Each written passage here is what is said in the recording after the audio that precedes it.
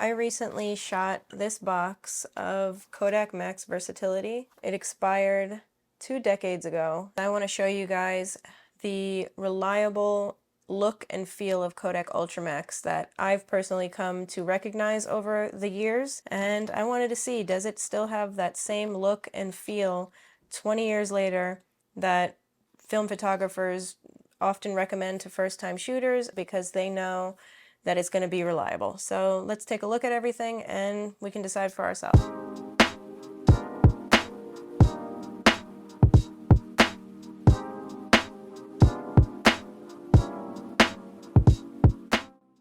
Hey everyone, I'm Allie. This is Allie's Vintage Camera Alley, and if you're new here, I like to share stories about vintage cameras and share the film photography that I take with those cameras. If that sounds like something that you like and you want to see more of, hit that subscribe button. Today I want to talk about a film that most people are familiar with, and that is Kodak Ultramax. I think everybody and your mother has probably seen this film in Walmart and Walgreens over the years. It was certainly the film that I was able to access the most when I was younger and I was starting out in film photography. It's not a flashy film, it's not oversaturated. It's just always been a dependable film stock. I got this box of film from my wife's aunt. She had it in her freezer, I guess for 20 years, I don't know. But she told me she had it in her freezer. I directly put it back into my fridge. So it was well preserved. I was scanning my results and I realized, wow, this really looks like the film that I shot when I was a kid, and that's where this video spawned from. So Kodak's first 400 speed film was Kodacolor 400 in 1977, and in 1982 they released their T-grain technology, and with that they came out with Kodacolor VR, which led to the gold film line.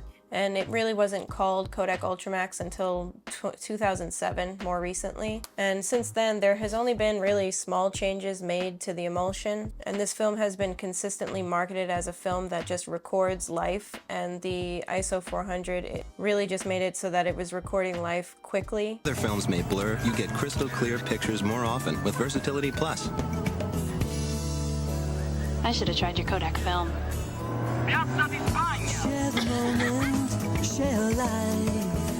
For me, growing up in the late 90s and the early 2000s, this film was widely available. Like, I could find this film usually in Walgreens or the local drugstore, and then usually the Fuji was available at Walmart. That's how it was for me. I don't know how it was for you. Maybe you can let me know in the comments if you recognize this box, or maybe it started to look a little more like this when you started using it. But I think everybody knows this orange, yellow box hanging in the electronics section at Walmart or in Walgreens in the photo section. So it is really a nostalgic film for me. And it was the first choice for a lot of families back then, for family vacations, for family events. So when my wife's aunt gave me this box of film from her freezer, I was really excited because I recognized the box right away. And I honestly didn't think I was going to be able to get any results from it. I mean, 20 years old color film. I have videos where I've used really old expired black and white film, but I've never actually dealt with very expired color film and getting good results from it. When I was scanning and developing my film and finding that it looked modern, kind of a light bulb moment went off and I was like, wow, the look of this is very familiar, and it reminded me of when I was shooting it myself in the Millennium, and it had that familiar look and feel. And I just wanted to then look at modern results and these expired results to see, is it still really that same look? Am I really recognizing it correctly? So let's talk about a couple of the variables that are introduced here. So obviously one of the variables is that this is expired 20 years ago, but I also shot it at ISO 200 just to kind of compensate for that time. It probably could have been shot even lower, probably even at ISO 100, and I developed it in Unicolor C41 with the rest of my color film, as I always do, and then scanned it using my Epson V800 with Silverfast software. And Silverfast kind of has its own presets for the film, so those are the variables going into this. I just want to be transparent about that. And over the years, I learned that with this film, no matter what year it's from, I think it's recommended that you overexpose it. Even though it is a 400 speed film, for me, I've found that it does shine when you are actively overexposing it. So that's just a little tip. So even the modern film, I was actively overexposing whenever I could. So let's get to the good part, which is looking at some examples. First, I want to show you some of the film I shot from this box of expired film. Me and my wife, we went down to downtown Stewart, and a place that I tend to like to go to take pictures, and it was beautiful that day. It was sunny and cold. I decided to get out of the car and take some pictures of these little Airbnbs, I think they are. There was people that vacation there. And you can see in this photo of this bluish green house that even the expired film still kind of has the characteristics of Kodak Ultramax that we know. You can see that it has the olive colored shadows, and the highlights have that orange kind of tint that for me, that's what I look at to see if it's Kodak Ultramax. And the colors still pop even though it's expired. You can see the purple chair, the yellow house, and the contrast. There's still contrast there.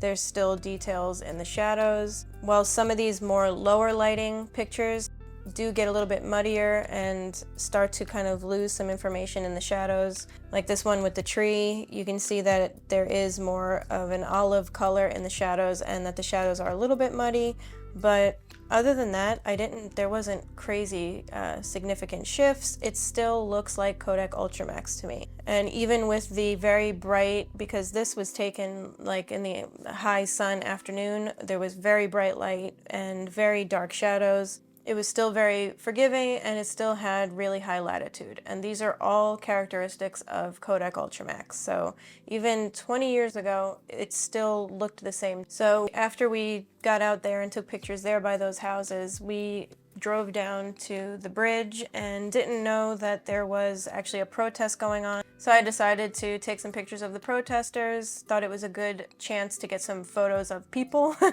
I tend to not be very good at taking pictures of strangers, so this was going to be the perfect opportunity to kind of practice and ask people if I could take their portrait. They were there to be seen, so this was the perfect opportunity to take those types of pictures. Even though I know most of the time protests are taken in black and white, I really like how these came out. Like I said, that this film really sings in bright light. The reds from the flag really pop out, and the skin tones are true to life, and just everything looks the way it did in person when I was there. And I found, which was surprising, that when I was scanning the film, that I didn't have to make significant color corrections, which I find myself having to do a lot with other color films. As you can see, the film held up really well over time. It survived changes in chemistry, scanning, and even age. And while the film did lose a little of its consistency over time, it still delivered that same feeling. So I think that reliability is why this film tends to be the film that everybody recommends when you get the question from new photographers, what film should I start with? Where should I start? And I think Kodak Ultramax tends to be the first film that everybody tells you to grab. It's affordable, it's reliable, and I hope that's what I proved here today. When you're first learning and you don't want to have to think about much except just taking pictures and practicing, because when you first start out, you should just be taking pictures as much as possible. I think it's very important to have a film that is reliable and will just give you back results that you intended to have. While I did mention all the pros to this film, I do want to make sure I talk about the cons. And I have honestly had a love-hate relationship with this film over the years, and that's because back when I was shooting it in the early 2000s as a kid, I didn't know anything about photography. I didn't know how to shoot in manual.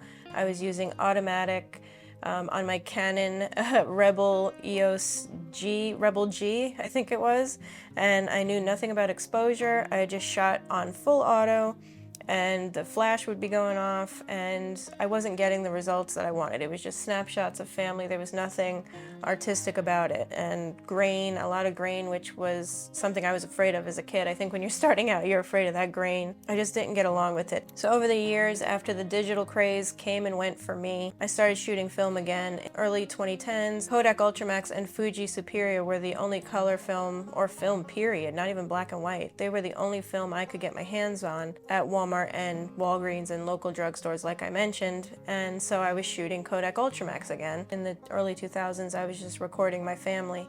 Now I was wanting to express myself and be more creative, so I was looking for that punchy look, the wow factor, and I was just a bit underwhelmed with Kodak Ultramax, so I stayed away from it. More recently, I started shooting it again, especially once I got this box of film. I wanted to see, can I get along with this film? And I started to love it, honestly.